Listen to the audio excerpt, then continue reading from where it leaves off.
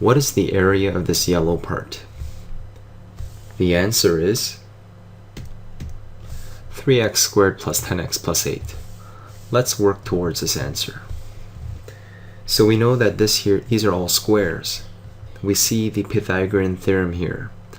This side squared plus this side squared is equal to this side squared, since it's a right angle triangle.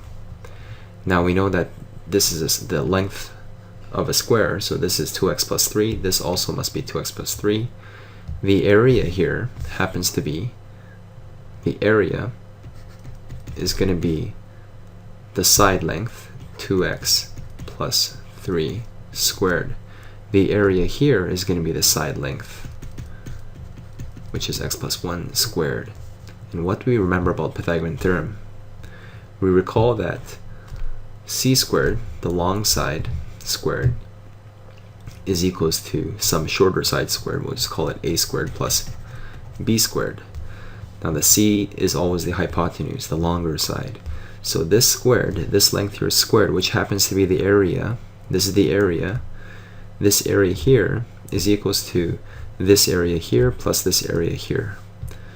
So let's just call this length a. This is a. So the question mark, the area that we're trying to solve, happens to be a squared.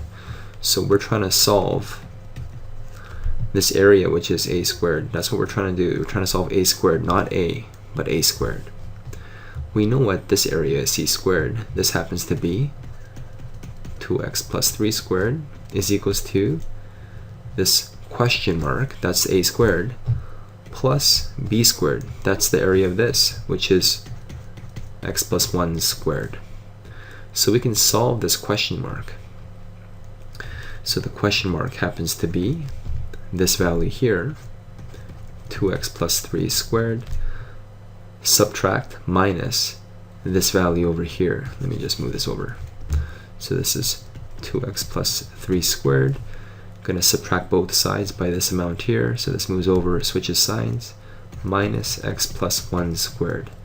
So we can solve what we're trying to do simply by expanding. So this is equals to, I'm just going to use FOIL. This becomes 4x squared. 2x times 3 is 6x. I'm going to double it, positive 12x. That's a little shortcut trick. 3 times 3 is 9, positive 9. And we have negative. This FOILed is x squared. X times positive 1 is 1x. Double it is 2x. And positive 1 times positive 1 is this here. So I'm just going to quickly copy this down here and switch the signs because of the negative sign.